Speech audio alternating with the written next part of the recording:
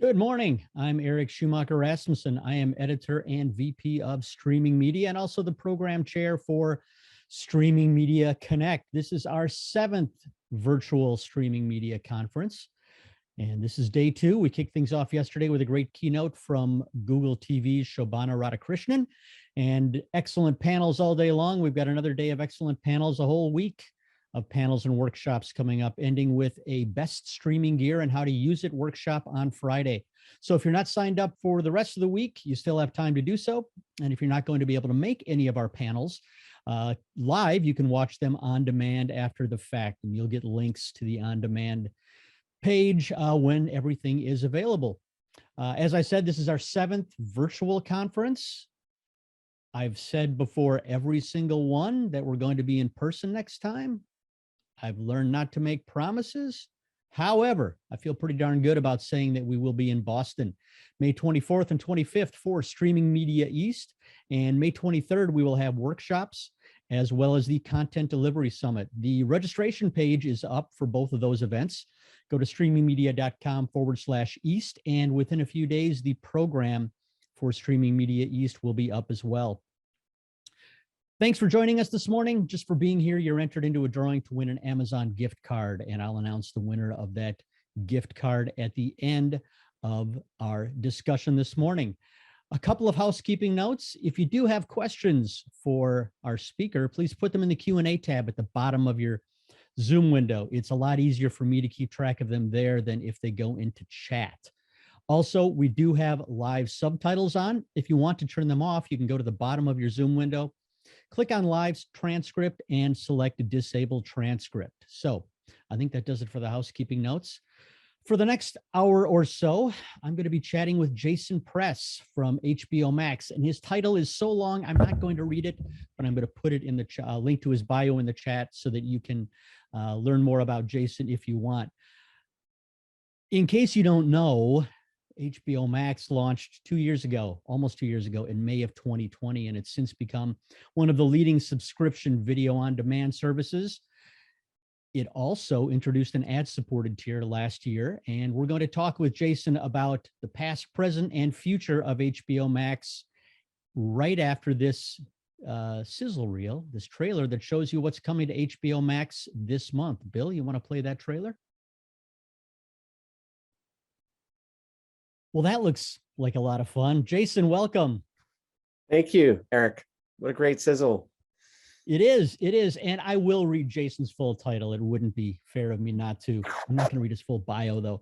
Jason, you're Executive Vice President, Global Direct-to-Consumer Engineering, Operations, and Program Management at WarnerMedia. And prior to that, you spent about 10 years at Comcast, right? That's right. So 10 years ago, you were at Comcast. About 11 years ago, I did a keynote fireside chat with HBO. And at the time, it was talking about the launch of HBO Go. And boy, things have changed just a little bit since then, haven't they? Yeah, back in 2011, there's just so much change that's occurred in the TV landscape and in the industry itself. I was at Comcast, and we were working on the TV Everywhere principles with Time Warner Cable, and back then it was really about how do we unleash the cable subscription with HBO and TBS and TNT to create the Go products. And from a customer standpoint, it really enabled the choice for the customer to be able to consume their content outside their home for the very first time that they were subscribed to other wholesalers. And so, I think this last 10 years has really been a time of just great change and uncertainty across the streaming service. But, the devices that really power streaming TV today, like Apple TV devices and Roku and connected TVs, didn't even exist back then in 2011. And so there's just been so much great innovation and great sort of expectations for customers. The audience expectations have improved. That the technology that goes to behind building all these devices and these services have really improved. And then the consumer expectations have been amazing as well. And so when I look past, these past 10 years, you saw the advent of Netflix and Hulu come up in the late 2000s, and then the Go products throughout sort of the early 2010s through 15. And then really the streaming services for the big media companies have sort of kicked in. And it's just been a great day and age to be a consumer, to sort of consume all these services. And HBO Max has really built a very special product and platform over the last 2 years. Yeah, it sure has. And it's funny. We've had a number of HBO Max and WarnerMedia speakers on our Streaming Media Connect events, and I want to thank you all for that. It's funny. I frequently will, I'll admit it. I occasionally get, I kind of roll my eyes when someone from HBO Max talks about all the great content you have, the great content. But you know what? You do. I mean, the content there is really remarkable for a streaming service. And granted, when I say streaming service, it's a lot more than that. It's streaming, it's cable, it's everything. Looking back to the launch of HBO Max in May of 2020, I want to talk a little bit about the buildup to that, because going back 10 years ago, I know there was frustration with folks who worked on the streaming side of broadcast or cable first properties. They felt like the streaming and OTT side of the equation was treated kind of like the stepchild or annoying little brother, and that the broadcast folks would just sort of throw stuff over the wall and say, you deal with it. I'm guessing that wasn't the case with the lead up to the launch to HBO Max. I'm guessing it was a very integrated, holistic effort. Could you talk a little bit about it? Yeah, I think you're right. One of the big sort of transitions that's happened over the last 10 years has been this sort of change in focus on these streaming services, and HBO Max is no different. OTT is definitely not an afterthought or sort of second citizen at all at my company. In recent years, it's really been the North Star for WarnerMedia. Specifically, WarnerMedia broke down the walls between sort of HBO, Warner Brothers, and Turner to really help supercharge and empower our ability to go direct to consumer. And so direct to consumer has been the North Star in recent years of where our company was going to focus. So we've made really, really intentional investments, and we've honed in how we want to establish and nurture these direct relationships. We've created content that is just for Max Originals. We've licensed content that's just for Max. We've put a increase in sort of our marketing efforts to market the programs that are just for Max. And so Max is very much, and HBO Max specifically, is very much the sort of front and center of how the company sort of rallies around the great content, marrying that with technology that we have. And so we're at the forefront of storytelling within the company, and we're combining that with technology, and we're really focusing in on direct to consumer. And HBO Max is one of those first entrees into that for our company. And by no means at all, it's a second citizen. It's right now, it's sort of where a big focus of the company is going. Right. And certainly everyone in our industry, and by that I mean the streaming industry, but I think the media industry in general has finally come to grips with the fact that we are living in a streaming first world now, and at some point down the road, it will be a IP delivery only world for the most part, or a very predominantly IP delivery world. Now, you mentioned the technology team. Can you talk a little bit about the biggest technical challenge that you undertook when it came to building HBO Max? And here at Streaming Media, we get a fairly technically savvy audience, so feel free to drop some acronyms if you want. But everything from encoding and transcoding to building the UI and the apps for delivery. Sure. So I'll focus first on, it's been an incredible amount of work to get to this point. And I'm really thankful for the teams at HBO Max and the participants that worked on this process with us. But as we sort of got into it, if you think about sort of the heritage of WarnerMedia, these three separate companies existed, and those three separate companies had different workflows to how to create content. And so all the way from the rights management systems to how we encode, to how we package, to how we do QC, localization like captioning and subtitles, were all sort of different processes. So we had to homogenize all those workflows and systems so that they could feed in to HBO Max in a singular way.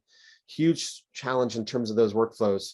On the product side, HBO Go and HBO Now and Cinemax Go were all separate products, and we had separate platforms around the world globally. And so there was a lot of work to think about how do we change the UI and the experience so you can take multiple brands into that experience.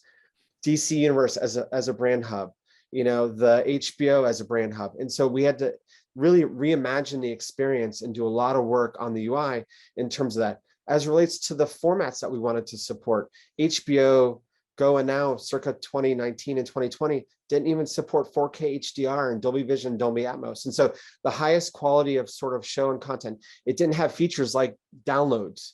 And so being able to have folks be able to sort of take that subscription on a plane and be disconnected.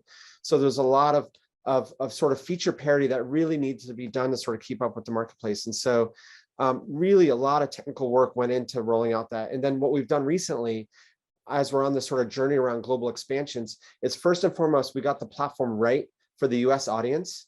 And then now we're adding that platform capability in a global way around the world. And so we're doing migrations of customer bases, we're doing migrations of payment types, we're doing migrations of content ingestion around the world, and all the localization and dubbing and subbing that has to go into that is just a humongous amount of work and challenge. And so a lot of sort of technical things that we've done, and that, as well as just regionalize our infrastructure. Our infrastructure was very much sort of based in the US and then localized to specific third-party platforms. Now it's a global platform with a global reach with localized regional infrastructure, and how we deliver the video is all localized as well around the world. And so it's been a lot of technology change, and I'm really proud of what the teams have accomplished with that. You mentioned, and I'm just going to focus on one very small piece of that, but it's an important one. You mentioned the ability for viewers to download content. And of course, the use case that we always think of is to download it and watch on the airplane or watch on a road trip or something like that. But it's also, I think, important for all of us to keep in mind, we tend to focus on the high-end use cases. We tend to focus or talk the most about the 85-inch screen in the living room and 4K and HDR and Dolby Atmos. But, we still live in a world and even a country where not everyone has access to those things. And so, you want to be sure that your content looks as good and is available on the smallest screen with the lowest bandwidth connection. In some cases where someone might say, you know what, because of what my connection limitations, I'm going to get frustrated if I try to watch this live, but if I download it, I can watch it in 10 minutes. So, it's fascinating to me that your engineering team certainly needs to keep that entire breadth of consumer capabilities in mind, and not just the sexy high-end stuff.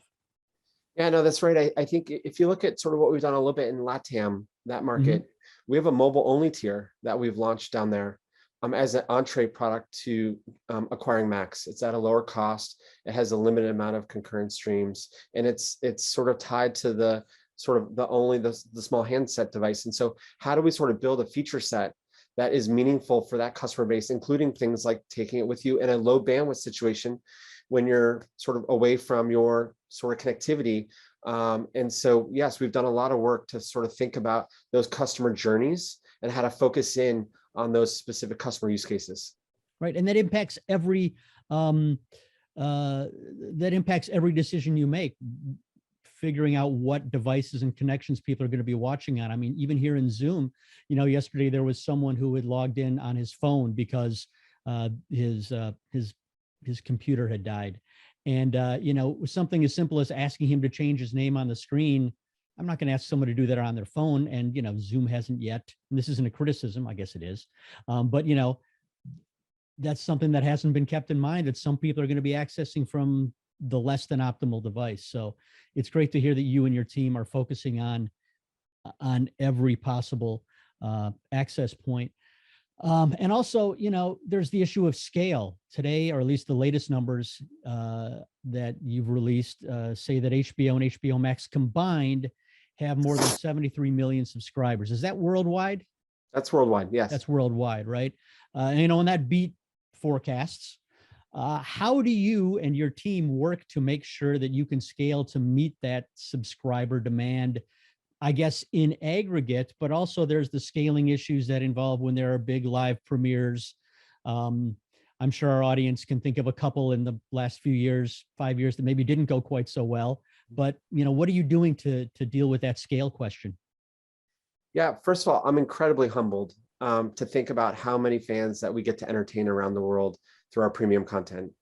It's been an amazing journey. We're years ahead of our subscriber forecast and outlook from the October 29 investor relations meeting that we had. The growth was largely, first of all, driven by our continued global expansion, launch of our different tiers, ad-supported tier here in the US, our mobile-only tier in Latin America, as well as making it sort of really the right price, and it's sort of attractive for our customers to sort of enter in at for those tiers. And then what we've also done is grown through the increased device and platform availability that we didn't really have previous to Max. And so that's sort of how we've grown. And we've really sort of supercharged that growth through amazing world-class content IP. We showed you some of that in the sizzle reel of what's upcoming throughout this year. But it's been remarkable to see just how recent even the likes of Euphoria and The Peacemaker are driving sort of that scale. And so going to your question of scale, Sunday night is a big night for HBO Max. The current lineup that we have right now with Sunday night is Euphoria and Righteous Gemstones and Somewhat Somewhere. And one of the things I think is really unique about HBO Max compared to some of the other services is we really think about sort of launching that global premiere all at the same time in prime time. And we're marketing and telling subscribers to show up at 9 p.m. Eastern, 6 p.m. Pacific to watch that show that you love called Euphoria. And what we see is this amazing sort of spike of traffic leading up to that sort of that event. And so what we've had to do is think about how do we build really, really highly scalable platforms that can really take a huge burst of traffic in a short amount of time. And we've done that by a few things. Number one, we've regionalized our infrastructure. Number two, we've increased the amount of platforms that we deliver our video against. Back in the day when some of those problems occurred on HBO Go with maybe Game of Thrones, there were only 1 or 2 CDNs in use. Now we have many CDNs that we're using to distribute the content. We've also done a lot of work to really streamline how we authenticate and register and authorize customers so that there isn't ever a problem with folks signing up in that sort of minutes leading up to the launch or re-authenticating on a new device. And so a lot of work has gone into that. And then to be honest with you, the advent of cloud has really helped us with auto scaling and pre-scaling for events. And so really, really excited what the team has done for really thinking about scale. And we do it every single weekday, week in and week out. And it's really a fantastic event to see. Well, I'm also glad you mentioned the authentication piece, because I think we found over the years that, particularly with live sports events that we can all think of if we're in the industry, the Floyd Mayweather fight a few years ago, so many times the breakdown occurs not in the video delivery, although that does happen, but it occurs with the authentication or the payment processing. And so each one of those systems needs to be able to scale just as well as the video delivery scales. And it's kind of mind-boggling, to be honest with you, the considerations that a service like HBO Max needs to take on every time you have a big Sunday night or you have a big live premiere. That's right. Another thing I wanted to talk about is the issue of theatrical films coming to HBO Max. Back in 2021, WarnerMedia decided to release all 17 of its theatrical releases on HBO Max at the same time they premiered in the theaters. And there was some pushback from filmmakers who were upset about it. And when you and I were talking last week, we talked about how there's always going to be resistance from the traditionalists, the purists, if you will, to anything that threatens their worldview.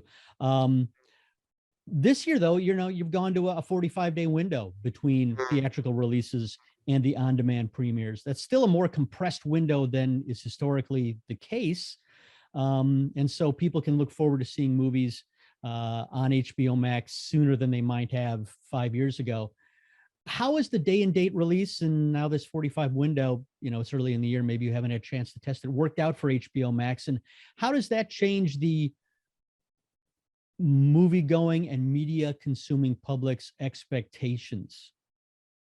Yeah, I think, the strategy for 2021, it was a unique approach to a unique set of circumstances. Mm-hmm. And, it was the right decision as aligned with WarnerMedia's overall mission and focus, which is squarely on putting the customer first with customer choice. We're continuing to experiment and find the balance as we come up with new and innovative strategies to put that customer first. When I reflect back to November of 20, when I first started sort of talking about Project Popcorn, which is what we called it internally, and we were focusing on the Wonder Woman premiere on Christmas Day, and we were sort of saying to ourselves, wow, we hadn't really launched a 4K premiere on Max before. It just felt like the right thing to do for customers.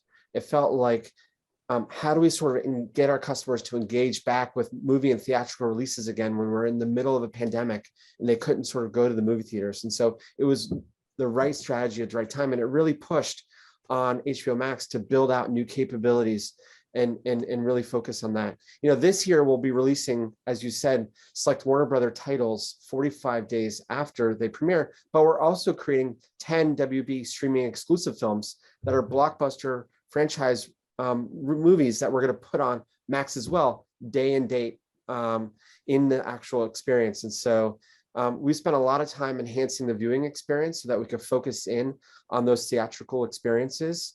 And we really have a great movie library that goes with that. And so it's been a special, set of 15 or so months since we've been working on these theatrical releases, and it's been the right thing for customers from a customer choice standpoint. Right. And when you talk about the originals, I mean, this isn't straight to DVD level content, right? I mean, this is, as you said, it's theatrical quality content. That's right, with big time directors and actors and producers. And I'm glad you mentioned that, because how has the fact that movies that are intended for theatrical release or previously might have been intended for theatrical release and are going to streaming services either day and date or very soon after, how has that changed how the creative community creates content? Yeah, I think, I think the creative community, and by the way, it's a great time to be in the creative community. I think the amount of demand that they have for content is fantastic. It's giving them more outlets to sort of create content for it. When there was limited sort of release windows in terms of being able to go into the theater, there was limited ability for those creators to create their wonderful stories and content. And so now we've expanded the opportunity for those creators to create content, not just for theatrical release, but also for our streaming releases. And so it's really expanded the opportunity for those creators to create even more great stories to what they were already doing on those big blockbuster projects. Right. Now, the other big thing that HBO Max did in the last year was introduce an ad-supported tier. Again, can you take us behind the scenes and talk about the discussions internally that led up to the release of that tier, and talk about it both from a philosophical and business side as well as from the technology side, because that's a big leap for a service that has traditionally been known as a place you're going to go and watch content with no commercials to enter the world of advertising. So yeah, I mean, first and foremost, it's, again, I'll keep going back to this. I'm gonna sound like a broken record. It's about customer choice. And the choice in this case is customer can choose to pay less money, but get an experience that's ad supported. And, we made a deliberate choice to not put advertising in front of HBO content or the WB theatrical releases that we did in 2021.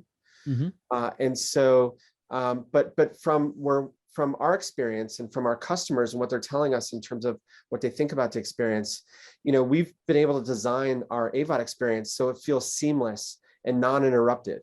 And so the advertising feels like it's a part of the experience. And so we've been priding ourselves on having the least amount of advertising in our AVOD tier compared to sort of our competitive peer set. And we're doing it in the least interruptive way. And so that's ensured that our customers, whether they choose AVOD or SVOD, has sort of the right value to content proposition for them. And that's been really a great and success for us here at WarnerMedia. I think the other thing I'd say about our AVOD, what we've learned is that customers, when they want to sort of switch, making sort of plan switching really easy and seamless is very, very important. And so we don't upsell in our experience at all, because we don't think switching between AVOD and SVOD or SVOD to AVOD is an upgrade or a downgrade. It's just a different choice that the customer is making in terms of how they want to consume the content. And so in the US, where we have AVOD today, it's really about seamlessly allowing that customer choice. Right, right. And you did qualify that by saying in the US, and we're going to talk about your international launches in just a moment, because obviously international markets have a different tolerances for things like ad load than folks in the US might. In fact, one of our columnists for Streaming Media, Nadine Krefitz, wrote an article, and she interviewed Ewan McGregor, who is a VP on your tech team, right? Ewan McLeod. I do it every time. Thank you. I'm sure we all wish that she could have interviewed Ewan McGregor. Yes. No insult to Ewan McLeod, but anyway, she evaluated. She put the ad-supported tier of HBO Max through the paces, and she started off her column by saying that she was disappointed, and it was tongue-in-cheek, because she wasn't disappointed in the experience. She was disappointed that as a journalist, she couldn't find anything she didn't like about it. And again, it's because of that ad load and the way you are placing those ads that makes the experience one that everyone's going to enjoy. They're not going to feel like they're overwhelmed with ads or upsells, which is pretty crucial.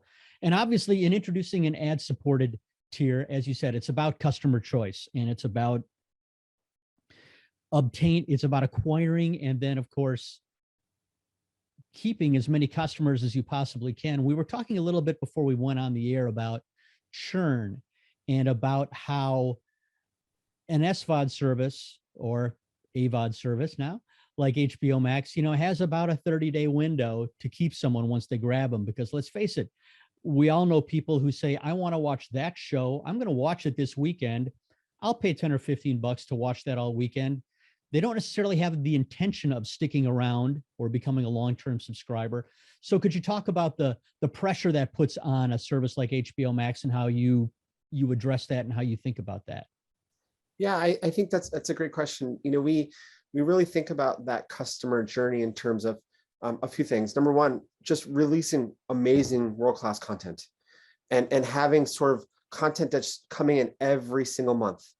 And so a great content lineup for February and March and April and May. And so it really starts with wonderful world-class storytelling. And my hat goes off to Casey Bloys and his team at WarnerMedia, because they do amazing work at building great brands and our storytelling. And so that, I think that it starts with that.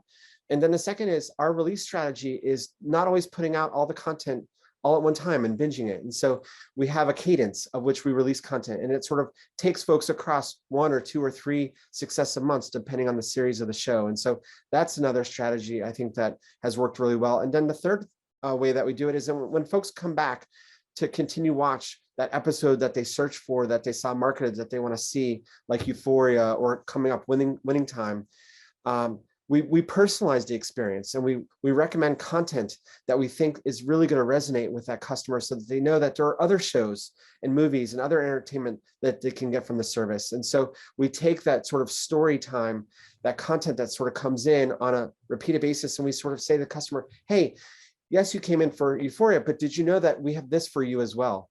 And we personalize the entire experience for that customer so that they know there's other great shows. And then we use editorial curation through our events. Like Halloween, we put up sort of doors that said, you could pick, did you want it to be scared or not scared as much? And so we use our editorial curation and tools to sort of let customers sort of experience what our editors are saying, hey, through Valentine's Day, romantic comedies or whatever that you may want to experience. And so we really open the aperture to those customers about the great content breadth and depth that HBO Max really has.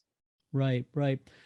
One of the things that you can do on an OTT service that you can't do on broadcast or cable, I shouldn't say you can't do it quite as easily, is, put out what is sometimes called shoulder content or, behind the scenes. What sort of response has HBO Max gotten to that type of content that it builds and puts out around the main content? Yeah, shoulder content has always been really important to the HBO brand. I think, behind the scenes and extras has been a part of that experience. The Gilded Age right now, we've been running on Monday nights, another great show with Christine Baranski.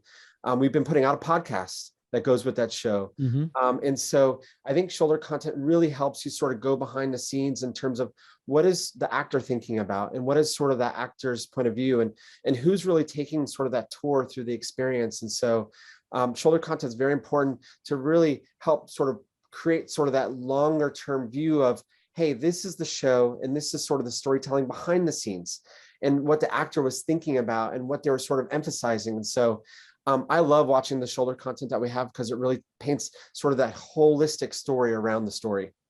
Right. And as we've seen, with living in the era of peak TV, as they call it, that's created sort of an entire cottage industry of bloggers and, more traditional mainstream media publications that after every episode of Euphoria, I mean, there's certainly dozens, if not hundreds of episode recaps out there. Right. And so, clearly HBO Max itself needs to get in on that, making sure they're super serving the audience.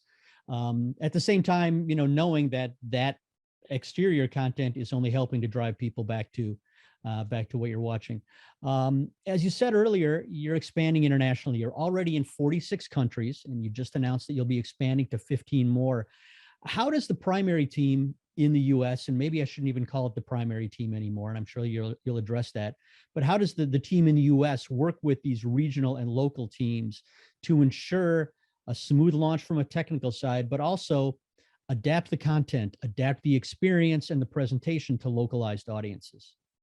Yeah, no, that's a fantastic question. I think how we're uniquely structured to solve that is we're really a global team at this point. We don't really think about it as US teams and local teams. We think about it as a global team. So the technology team that I'm so proud to be able to work with every day, we're in 19 countries. And, we work across, I think, at least 12 time zones today, every day. And so, first of all, a huge shout out to the Max engineering teams and operation teams that work around the world incredibly hard. It's special and unique to do the things that we do, and we really enjoy it, but it's challenging all at the same time. Working across that many time zones, we have to think about schedules and how we work and how we sort of shift work to sort of support that. And so that's one aspect to the question. I think the other aspect to the question is we really are hyper locally focused. And so we have regional teams that are on the business side or on the growth marketing side or on the care side or on the content acquisition sides. And so those teams are really, really sort of understanding what do those local market needs. And we've been able to sort of take that feedback and really target those customers. One of the things that I've been really proud about is, for example, in Latin America, we've been launching, we've had a live offering down there where we have live soccer, and we did a live concert series in late November into December. And so we're experimenting with live also. And it came out of sort of the LATAM sort of local market business team saying, hey, there's a real great audience here in Mexico and Brazil for soccer. How do we sort of take what we were already doing with Turner Sports and really make sort of that as a part of the HBO Max entertainment experience in that market? And so we have both a global structure in terms of how we go to market with our platform and our technology and our product teams. And then we have a local structure with how we regionalize the experience to go to market and really hear about the voice of the customer in terms of what they need and what they want. Excellent.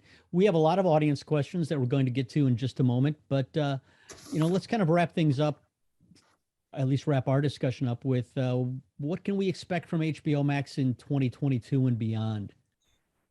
Yeah, look, it's been such a wonderful journey. This year is going to present more global expansion. We're going to focus more on the customer and really delivering on that customer promise of a great premium content experience that goes with the world-class content that we have.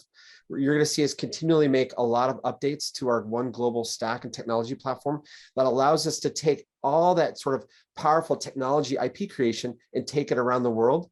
And then I think you'll see us experiment more with live events this year. And so a lot of great things to look forward to in 2022, in addition to that sizzle reel of amazing content that we're putting out. Excellent. Excellent. As I said, we have a number of audience questions. If you do have any questions for Jason, please pop them in the Q&A rather than the chat. It's just easier for me to keep track of them there. The first question, actually, it's a two-parter. It goes right to the techie stuff, which our audience loves.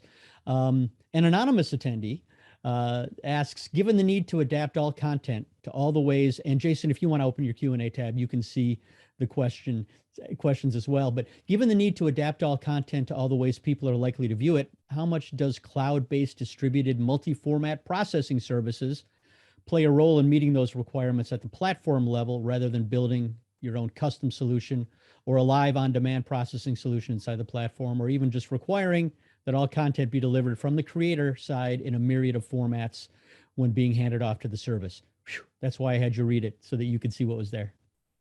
Yeah, so really fantastic question. Let's start with the creator side for this for a second. So when content comes out of post-production, we really want the highest quality master or mezzanine file that we can acquire. And then from there, it goes into our workflow systems that we have. And we've got both a combination of on-cloud and on-premise workflow systems. We're using really state-of-the-art encoding technologies. We have a great partnership with Dolby. And yes, we do use some Dolby hybrid technology in our stack as well for our encoding that we're doing, and as well as other sort of technology companies that we work with. And so I'm really proud of the quality of the experience that we've created from the content. And yes, we do put out 2 different encoding stacks, say both HEVC and AVC. We're putting out different formats inclusive of CMAF, HLS, and Dash.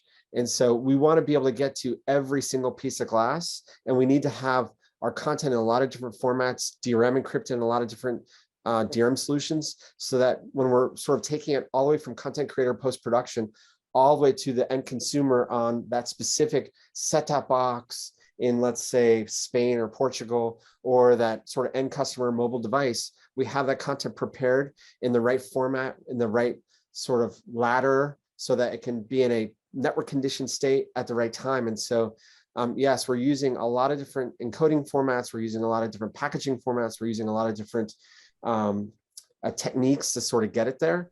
But it's with a lot of really great work, and it's humbling for what the team does every day to put out as much content as we do. Excellent. The next question is from Nadine Krefitz, who, as I mentioned, has written about and interviewed folks at HBO Max, including Ewan. She has a question about ad insertion. For scale, previously, Ewan has said that ad breaks were manually identified to have the best experience for the viewer. Is this now an automated process to identify where to put the ads?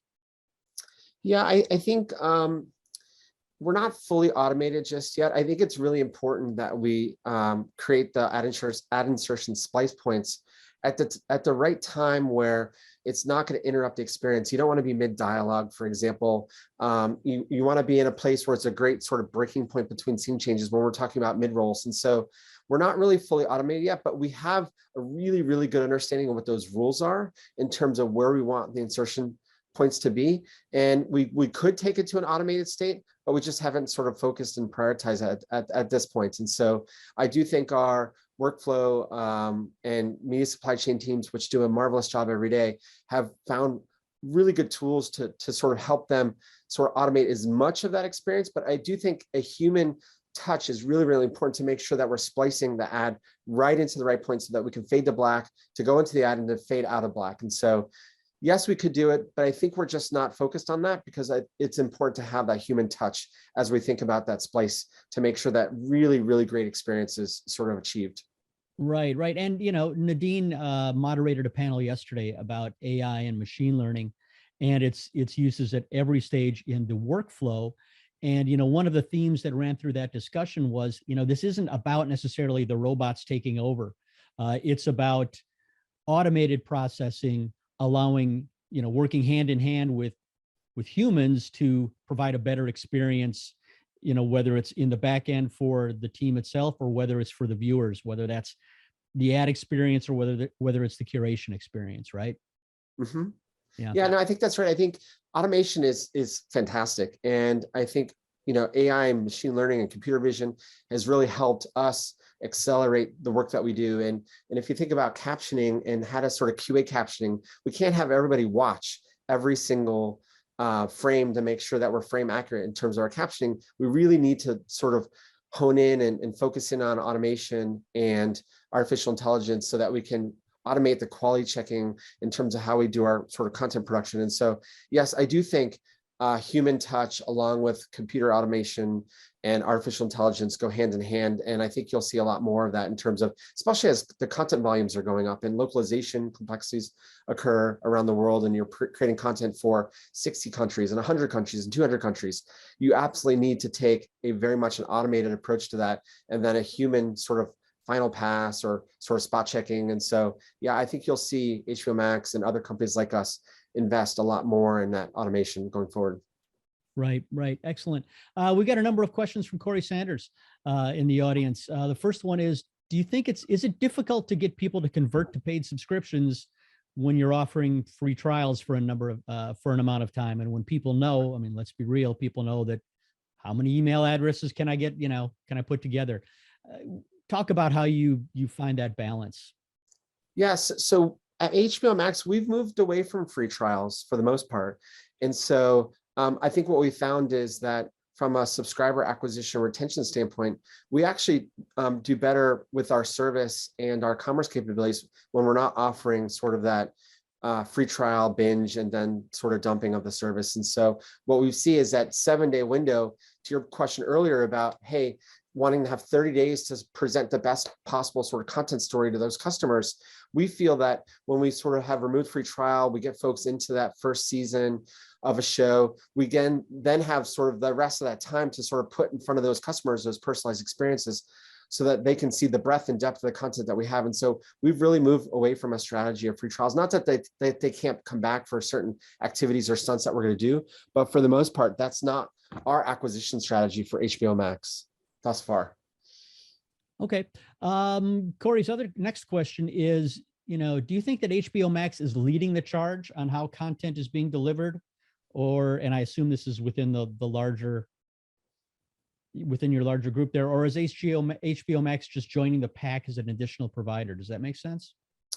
I'm not exactly sure the question, but I'll try to answer it, which is I do think HBO Max is a leader of the pack. I don't want to say that we're the leader of the pack. I think we are one of a few leaders in the pack. And what I mean by that is I think we've found the right blend of content that is airing on linear, and then how to sort of emphasize that with Max originals and how to blend that in with licensed content. And so we've been able to sort of put together, with the wonderful help of Meredith Gertler and her programming team, a great sort of content programming story that helps us to sort of, it doesn't have to be everything about what we create at WarnerMedia. It's sort of this journey together of sort of licensed, original, and content that we air on linear, and then using all of those channels to then focus in on and bolstering our direct-to-consumer offering. And so I do think we have a strategy, and we're executing it really, really well on that strategy.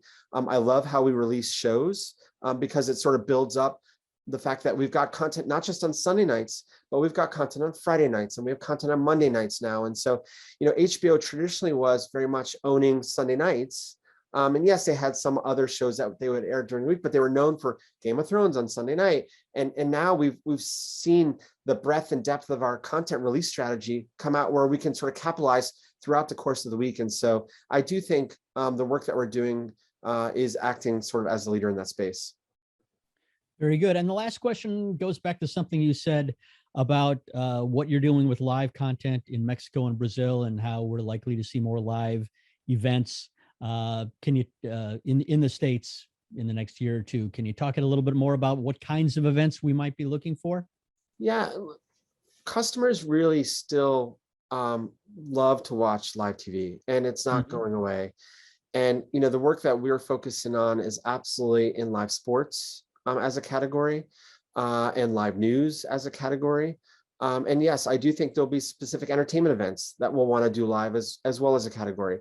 And so right now in Mexico and Brazil, it's very much focused on live sports, but we did some live events like concert series that were simulcast to the folks that couldn't be in those stadium for those events. And so I do think live is an important part of the experience, and we're starting to learn about what customers want and what resonates with them. And you'll see us invest a lot more in that in the coming years. All right, very good. Jason, thank you so much for taking the time to chat with us this morning, and thank you to our audience for attending. and having so many great questions.